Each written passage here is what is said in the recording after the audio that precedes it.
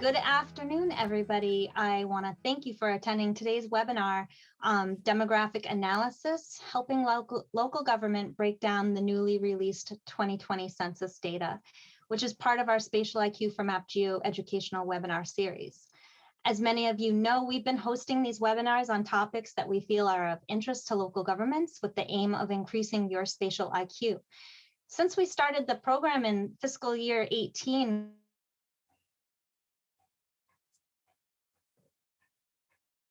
doing them on our website. The recordings are all posted there. We're going to start off with a quick overview of our plan for this webinar. We'll do some introductions and I'll give a quick overview of our Spatial IQ from AppGeo program. And then we'll get into the core of the webinar where our guest Bob Scardamalia will help us understand census basics. So our speakers today include myself, Michele Giorgianni. I am a senior project manager and a principal at AppGeo, and I also manage our Spatial IQ program. And today I'm thrilled to introduce you to Bob Scardamalia. He is the former Chief Demographer for New York State. Bob is a professional demographer with more than 40 years of experience in the use of census and related data. And he has served on numerous state and national advisory committees for the Census Bureau and other state and federal statistical agencies. He's also an adjunct professor at the State University of New York and author of a number of books on changing demographics in America. Bob's been partnering with us on several school redistricting projects, and he's been a valuable resource on any demographic insights that we may need. Welcome, Bob, and thank you so much for being with us today. Thank you, Michelle. Pleasure to be here. And also helping us out behind the scenes today is my colleague, Aaron Doucette. Thank you, Aaron, for your help as always. I'll be here in the chat. If anyone has issues, I'll be manning that throughout the presentation. Thanks, Aaron. All right, well, being that this is a webinar that's brought to you by the Spatial IQ from AppGeo program, I should briefly touch on this program. Spatial IQ is a managed services program that's designed to help make the most of your GIS program and AppGeo subscription. And throughout the year, we can help you to strategize, to advance your GIS capabilities and expand your use and benefits and help you get executive buy-in. And we can just simply get some work done for you. And we encourage you to push the limits of AppGeo to increase the capabilities of your staff and to empower your staff to play a role in your GIS program and engage with and share information with the public. The Spatial IQ program helps you keep your foundational geospatial data up to date. These are things such as your parcel and zoning data, for example. And depending on the package tier that you have, it also provides as needed help desk support, access to your GIS data files for easy download through AppGeo. And annually, we add an overlay theme to your AppGeo site. Often it's based on an interesting analysis that we've done. And we also help you to strategically plan and grow and maintain your GIS program to see a return on your investment. Not to mention that this quarterly educational webinar series is included. So pretty great package. All right, let's dive into some census basics. So I should let you know that this webinar is the first of a two-part series. Today, Bob is going to give us a high-level review of the data and how it can be accessed and describe some of the use cases. In the second webinar, we'll go into a deeper, more geospatial context, looking at some of the questions that can be answered using the census data and visualizing it on a map. Today, Bob's going to break down the newly released 2020 census data to clarify how you might use it to better understand your community. Census data is used in so many ways, but it's a critical tool in your toolbox for local decision making. And of course, you've all heard by now that it's being used for local redistricting and reprecincting. And towards the end, Bob will be sharing a few additional local government use cases for this critical data. So, Bob, I understand that there are some key differences between the census data and the American Community Survey data, the ACS. Could you please help us understand the differences? Well, I'll try. There are a lot of similarities, but a lot of differences also. People often think that the census is such an intrusive, personal digging of information by the federal government. In fact, it's really pretty simple and asks only a few questions. So if you go to the next slide, Michele. These questions are really the heart of what is necessary for congressional reapportionment. And that, in fact, is the reason for why the census is taken.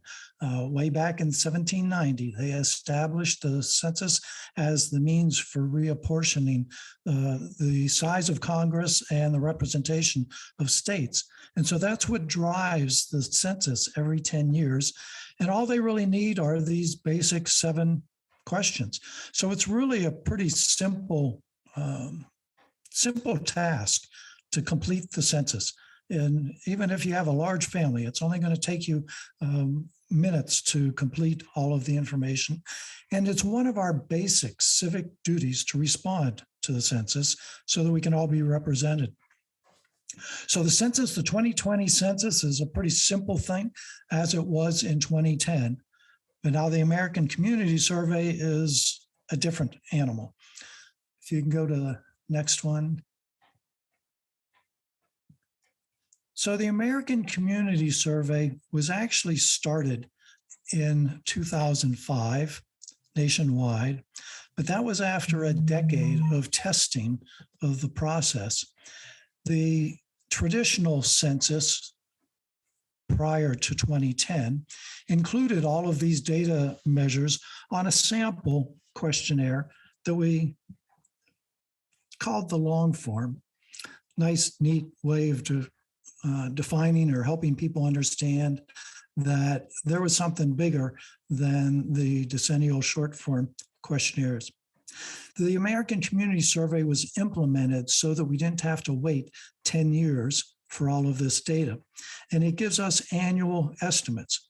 So this in fact is just a sampling of some of the most often used characteristics out of the American Community Survey.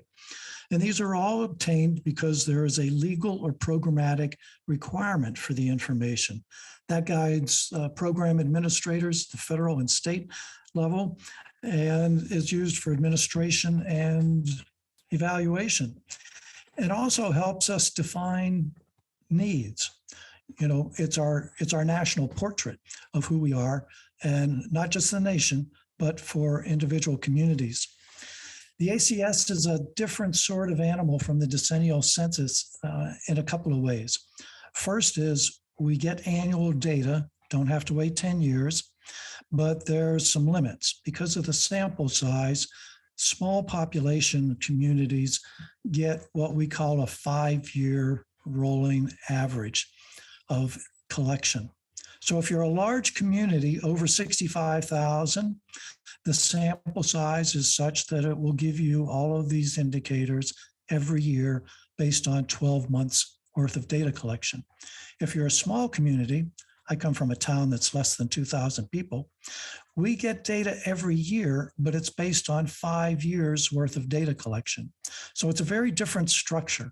And it means that we have to keep in mind how those 5-year periods might affect the characteristics that we're looking at. Okay, next slide, Michele. All right, thanks, Bob.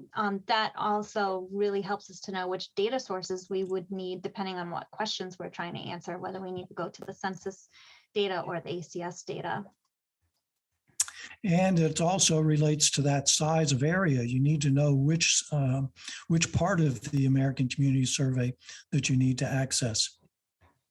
So this graphic looks kind of messy, all these lines and labels all over the place. But what it is a sampling of what the Census Bureau calls summary levels. And summary levels relate to the geographic entities that data is available for. So note down at the bottom in the middle, the census blocks. Census blocks are the building block of all of the geographic data. Data at the block level is aggregated into all of these different summary levels. And probably the best way to think about a census block is to think of a typical city block that's bounded by 4 streets. Nice, neat, relatively small. That's only part of the picture, though.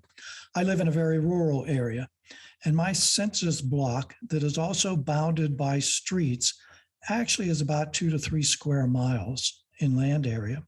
And if you were to drive all the way around my block, it's about 3.5 miles. So they're very different size-wise in terms of covering our country. Our country is covered by some 11 million blocks. So there's an awful lot of these small areas. Down the middle of this graphic, you see a basic hierarchy of areas that the Census Bureau uses, starting with a nation, and the nation is carved up into 4 regions. The regions are divided into divisions. There are 9 of the divisions covering the country, but these are really census administrative areas. States, counties are political areas, which I'll talk about in just a minute. Census tracts are unique within counties, and then block groups and blocks comprise the more detailed levels for census tract. Data is available for all of these. And so on the left-hand side, you see zip codes and school districts, congressional districts. On the right side, urban areas, legislative areas. I'll talk about the public use microdata areas. So they cover a lot of different entities, and this is really just a part of them. I distinguish between these types of areas as political, statistical, and administrative to kind of give a simple concept or construct to them. Political areas, I have 3 defining characteristics for political areas, and they're basically our governmental units. They have legally defined boundaries. Census tracts, the Census Bureau can change boundaries at will. These areas have legally defined boundaries. They have an elected executive, a governor in our states, counties with a county manager or executive, a town supervisor, a city or village or borough mayor. They are elected officials, and they have the ability to enact laws and taxes for their jurisdiction.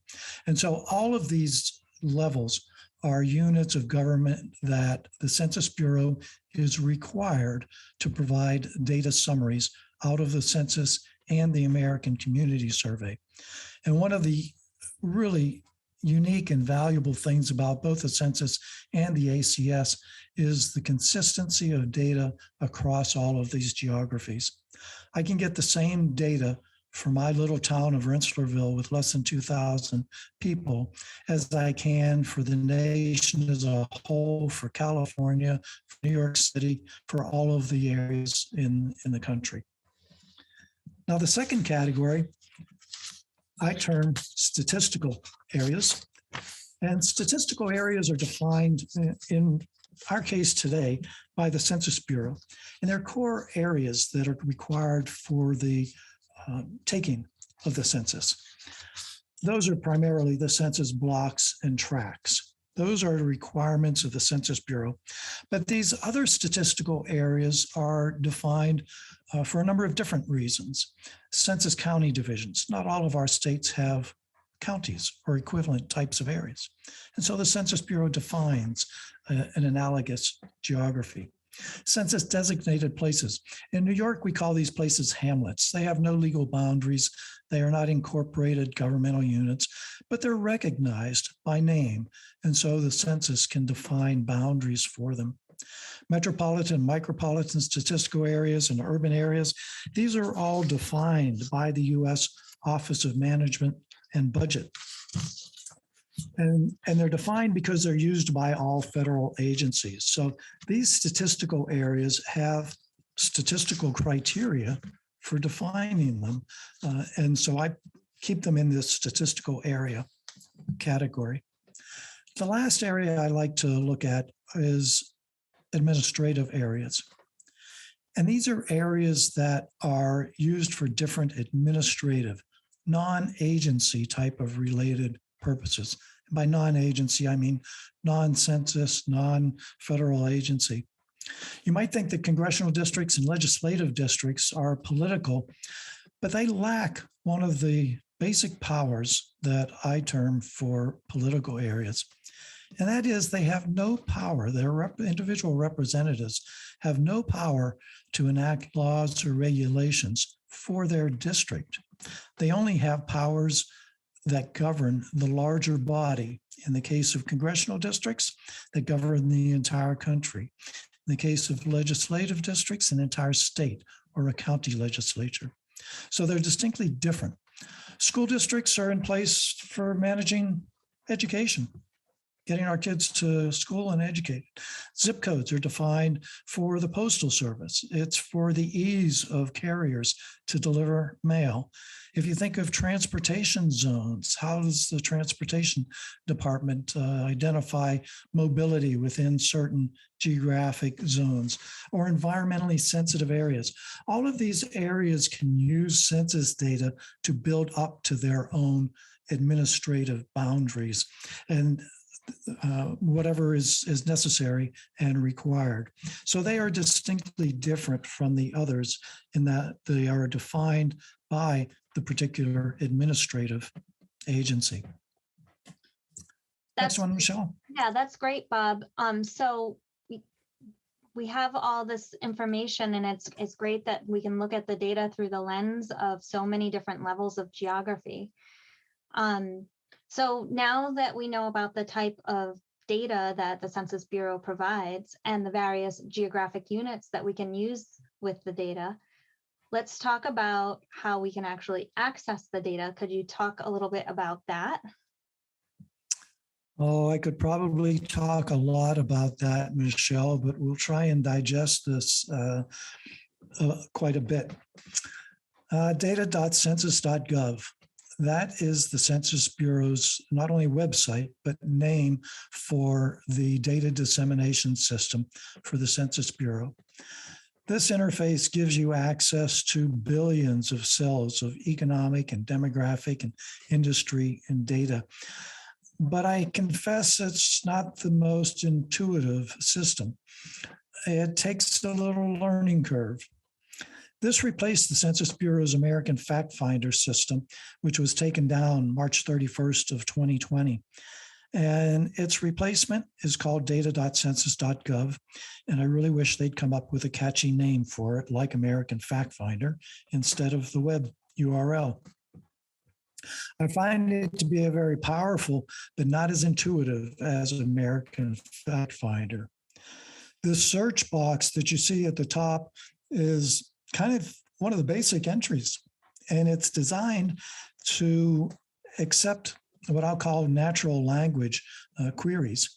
The technology for taking natural language, think of Google. You type in a long phrase of what you're looking for, and it manages to find stuff. So based on your natural language request. But in fact, when you do this, it doesn't always return what you expect in terms of results. And it's in such a general way that you usually have to do a fair amount of additional digging through data, sample by sample, table by table, to find what you're looking for. It really helps once you've gotten some experience and learned some of the table IDs that help speed your access. If you scroll down the page, which we look at the next slide, if you scroll down this page, and when you come to that home page, it's not always obvious that to get more information, you need to scroll down. But if you do, you're going to find a couple of headings. We passed over the tables, and virtually everything in data.census.gov is structured in predefined tables, and there are thousands of them. But you see here, you can get data profiles and map visualization and visualizations in industry and NAICS codes, whatever NAICS codes are.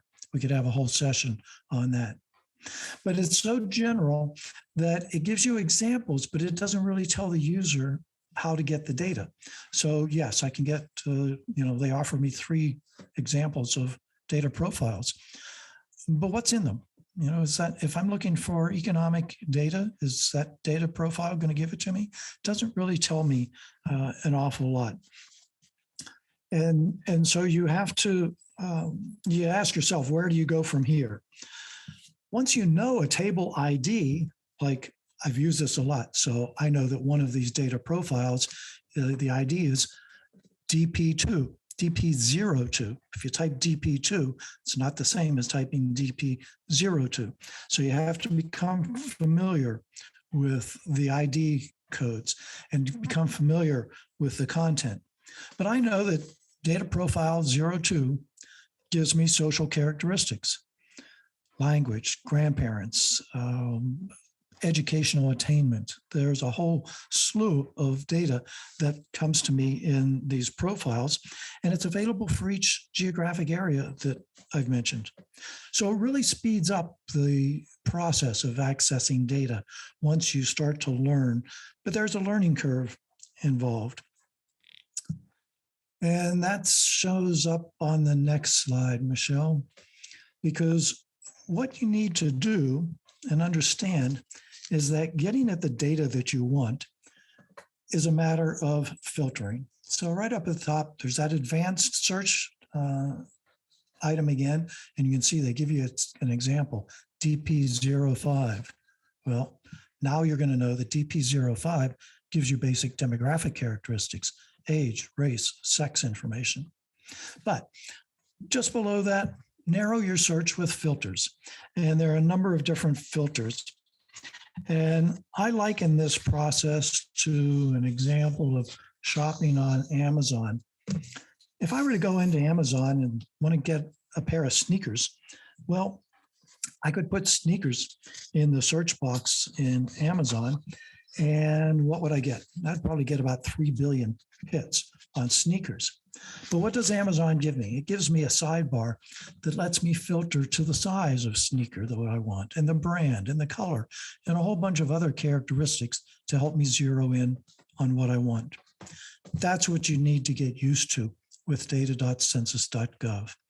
It's similar, which means you need to know something about data topics. So browse the various filters, topics, geography, years, surveys, codes. I just I'm showing you a couple of them. So if I click on the topics filter, it gives me a nice list of various socioeconomic characteristics that I can filter on. But this is also where it gets a little tricky, because what if I don't really know the difference between all of these areas? I don't know what business and economy contains and why employment is separate from economy. And so it still leaves me with having to do some searching and additional work. So even with these topics drop down, they're general categories that require further knowledge and some understanding of the terminology that the census uses. So if I wanted to get data on commuting and transportation, well, where do I go? That doesn't fit in these topics.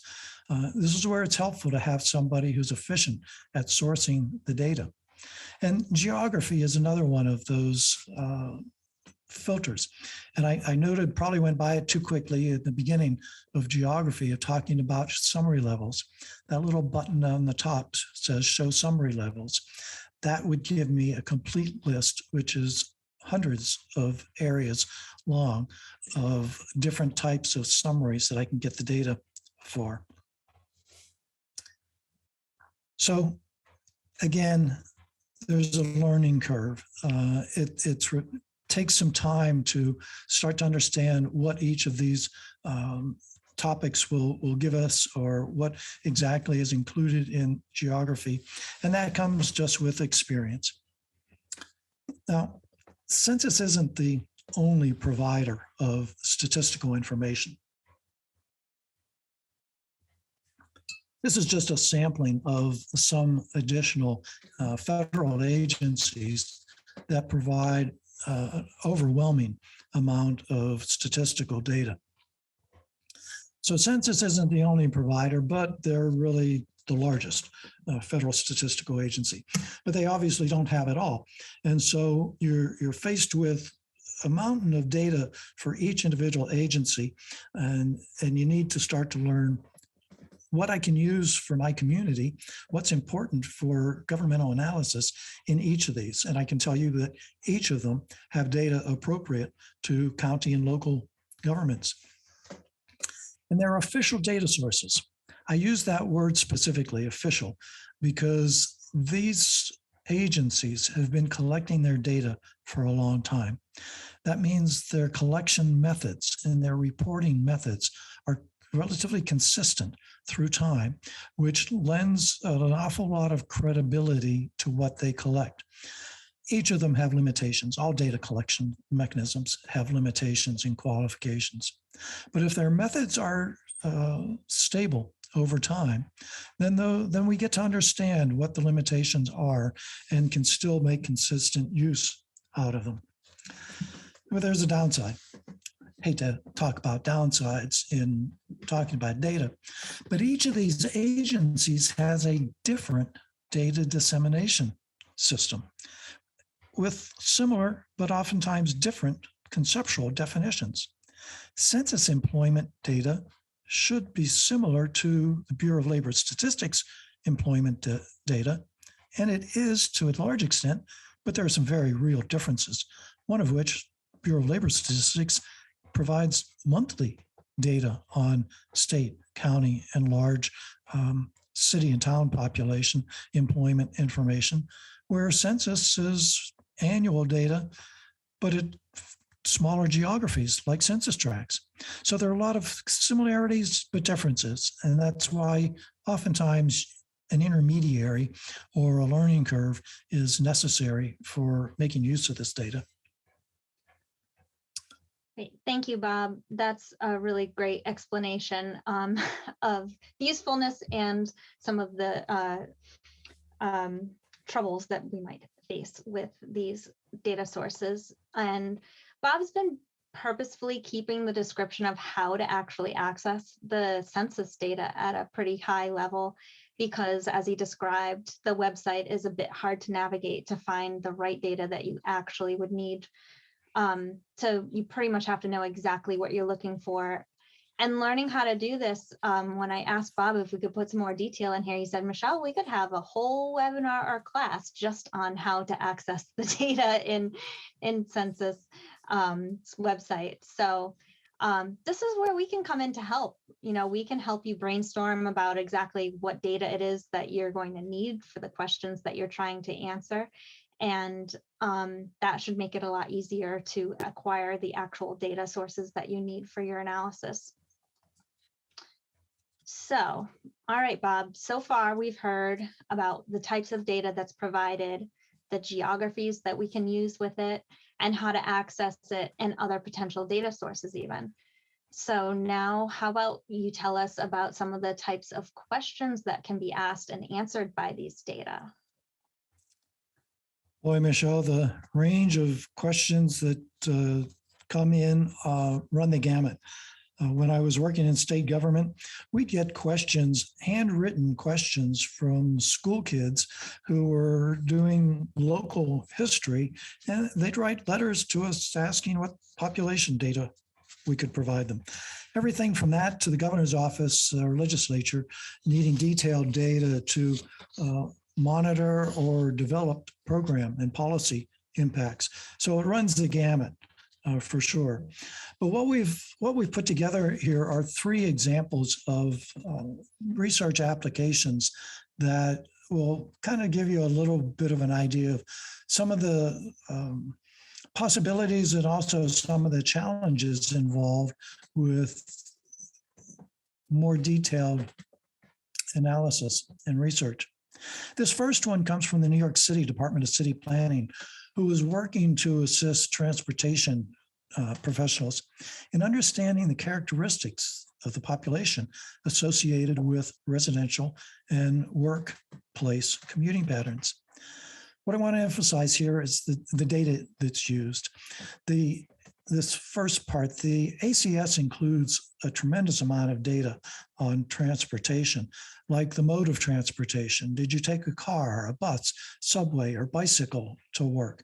What was your commuting time, and what time did you leave to get to work? And it allows you to associate a lot of these characteristics with socioeconomic and demographic characteristics of the population.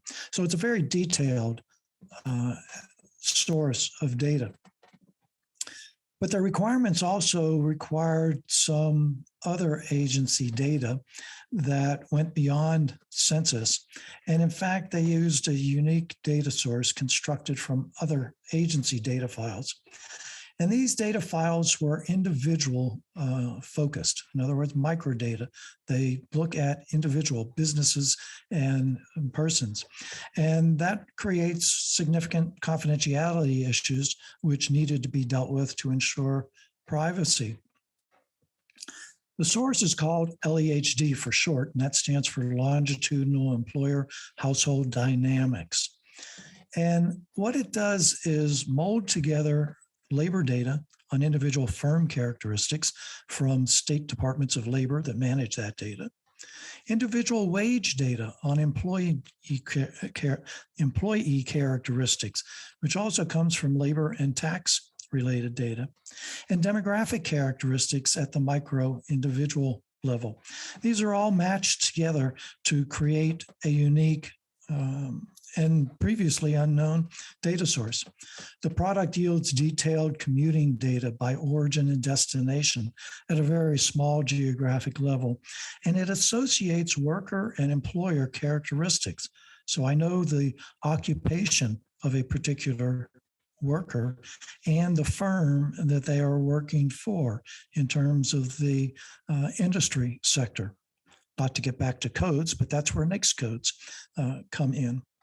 And this is just something that doesn't exist in the individual data sources and requires this meshing or matching of independent data sources to create something brand new.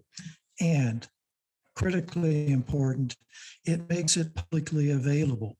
The LEHD website allows you to dig into all of this data because confidentiality has been preserved. Privacy has been protected in the process. And the last thing, that one of the challenges here that I want to talk about is that data.census.gov isn't the only point of access for data. And in fact, it's not possible to get much of this detail through data.census.gov. For heavy data users, there's more detailed file access can be obtained through the Census Bureau's FTP site.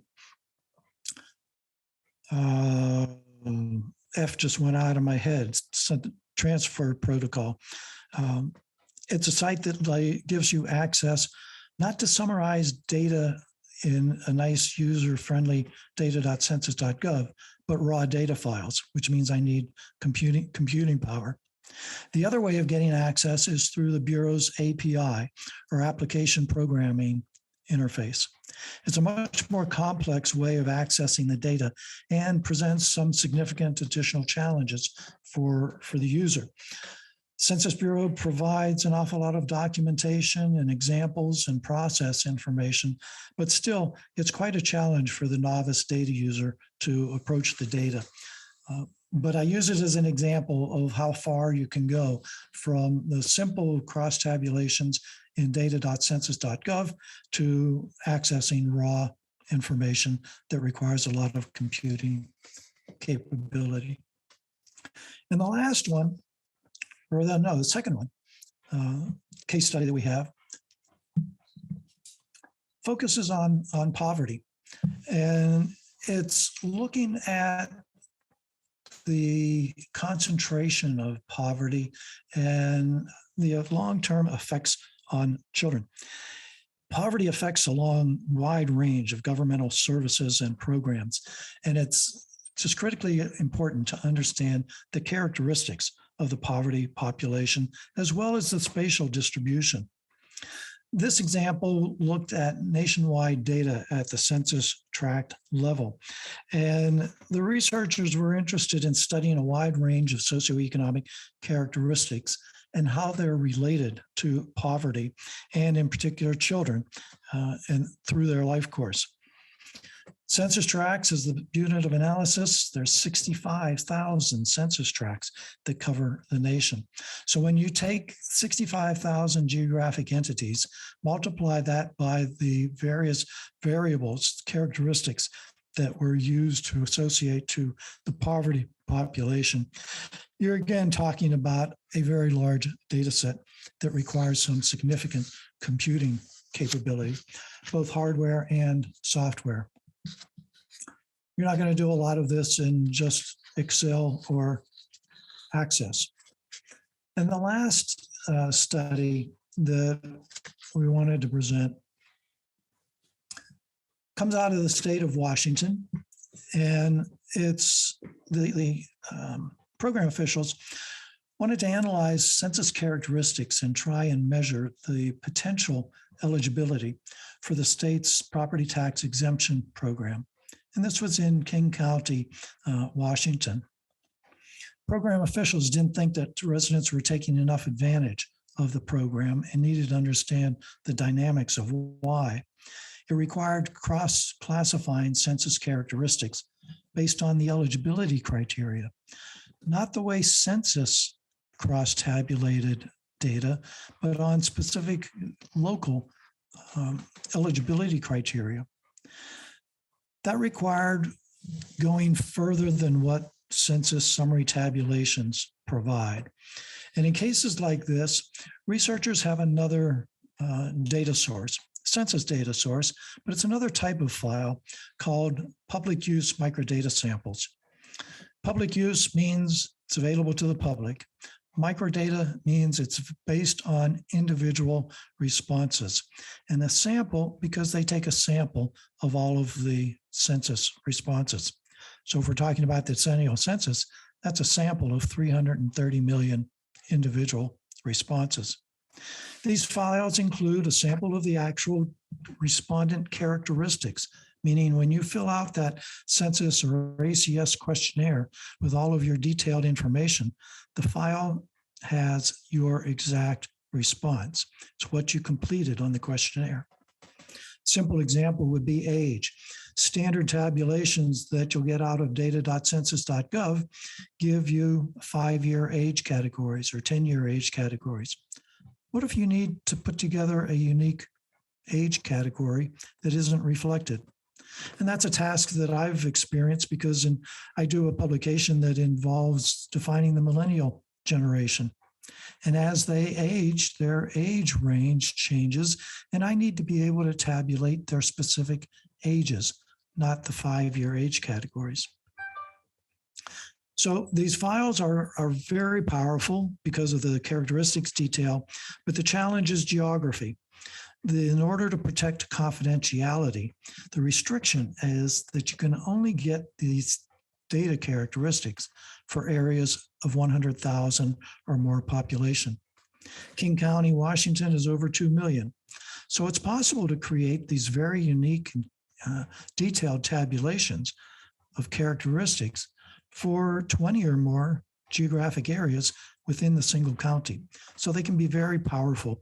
And in this case, they answered that question of how can I define eligibility and how many people or housing units are eligible for the tax exemption program. Okay, Right. Michelle, I guess we're coming to the end here. Yeah, thank you, Bob. Those are great case studies. And I know the potential realm of questions that can be answered with this type of data just seems endless. These were just 3 examples of the thousands that exist out there. But yeah, we'll stop there for now and start wrapping up. But first, let's talk about 2020. 2020 had both the census and the pandemic in full swing. And we followed the news about how the pandemic impacted the census data release. Could you elaborate on that a little bit and share with us what you know about how the data was affected by the pandemic? Well, I sure can. But again, we could have a whole session just on this question. The 2020 census was like no other census. Using this data for more than 40 years, I've known how large an operation and logistical nightmare taking the census is, but that wasn't preparation for 2020. And working for the Bureau, I got an in-depth look at the operation in its detail, and it was quite an education, even for somebody who has a fair amount of experience. The reference date for census is April 1st, 2020. Everybody's supposed to respond as of their characteristics at that date. Well, census questionnaires hit the mail in late March, and that's exactly when the nation fell grip to the COVID-19 pandemic, and it forced a full stop to census field operations. So the intent is that people get the questionnaire in the mail, fill it out, either fill it out online or they send it back to the Bureau, and that's really an efficient and quick way of doing it. But not everybody does that. And the field operations were supposed to kick in to gear about mid-April, and that field operation is to physically follow up on each one of those questionnaires that has not been responded to. So I could go into a tremendous amount of detail, but what it did was totally alter the timetable for the census taking. And it's an incredibly tight timetable to begin with. The Bureau has to count 330 million people in 140 million households and have the data captured, go through the data cleaning and editing process, tabulate all of the data, and provide summaries to the president at the state level for congressional reapportionment. That timetable went out the window.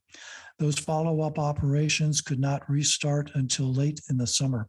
And so the Census Bureau needed to get special exemption from those legal deadlines in order to finish their job and prepare the data.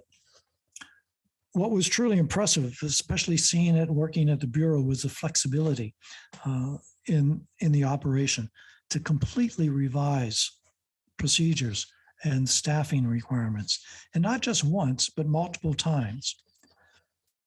I'm not sure if you know, but in order to take the Census Bureau hires about 500,000 people for a short period of time, 6 to 8 weeks. And that 6 to 8 weeks, which was supposed to be mid-April through the end of May into June, disappeared. And so what do you do with 500,000 people who you've hired and started training and then have to put them on hold? And many of them aren't able to do it at a later point in time. So we joke about, in so many contexts, we joke about having a plan B in case things don't work out. Well, the census, even in my period of time of working for them, was on plan E and F to complete their work. It was a mammoth operation to begin with and made so much more difficult by the pandemic. Still, the data has been captured, processed, and those counts were delivered to the president. One last thing that I want to point out, which is sort of behind the scenes, but for demographers and others who are working with detailed, especially small area data, it becomes important. Privacy is a prime concern of everybody, and we hear about data breaches all too often. The Census Bureau has developed over the last number of years a new method for ensuring privacy. And it's something that we haven't had before and takes some getting used to. And again, this is another topic we could have a whole session on. But it's particularly important for small areas because it essentially swaps the data around so that it's sort of correct, but not exactly correct. And while that sounds pretty horrible, it's variations on techniques that have always been used to protect privacy. But it's another one of those things that, particularly for small area data use, is important to keep in mind that it's another analytical challenge to understand what its meaning is for any particular research effort. Wow. Thanks, Bob. That was an excellent introduction to the census data and how local governments and other entities can take advantage of it. In our next webinar, we're going to be exploring this data even further and presenting some additional use cases on how this data can be visualized on a map and help answer some more local government questions. So with that, let's turn over to questions from the audience. Aaron, do we have any? We certainly do, Michelle. Thanks everybody for all of the interaction throughout the presentation. Just a quick reminder that we will have a recording of today's session available for you all, so no worries there. Someone had asked about that, and then we have a whole slew of open questions right now, so I want to make sure we get to all of them. I want to start with our first question. So this participant is asking, 10 and 20 years ago, I recall a more granular level of data that we used when reviewing population in each of our political wards. We were able to see almost neighborhood level detail. Is that available? So it sounds like they're asking about the kind of spatial resolutions that are available. And I know you touched on that, Bob, but would you mind elaborating on that kind of neighborhood level detail versus larger aggregation? Certainly. Yes, you would be able to get that. But in most cases, and I think since I'm in New York City comes to mind. New York City defines what they call neighborhood tabulation areas. And they're in essence built on census tracts. I live in the Albany area, and Albany neighborhoods are commonly used for a lot of purposes, and again, can be approximated with census tracts. So when you talk about a neighborhood or other type of, we used to call them user-defined areas, where you could actually go to the Census Bureau and they would build these types of areas for you. But the publicly available data at the census tract or block group level allows you to do that. So the basic answer to the question is yes, that type of information would be available. I'll add another little quirk to it, though. The data from the traditional census, the socioeconomic data that's now American Community Survey, was a one-time, once every 10-year data collection effort. With the ACS and those small area data being 5-year collection averages, it adds another element of, I'll use the word confusion, because it can be confusing in terms of interpreting that data and how it changes over time. Basic answer is yes, you can still get that type of granular data. Excellent. Tell me if I'm going too far in no, questions to get through the great. list. I think that's a great response. I do want to move on to our next question, and this is actually, that's probably one from Michele and team. Can some of the census data be pulled directly into our AppGeo site, like you've done with FEMA data and imagery, for example? So we have a AppGeo user looking to bring in some of these layers. Any ideas around that? Yes, I'm not familiar with the AppGeo process, but I can tell you that the answer is probably a definite yes.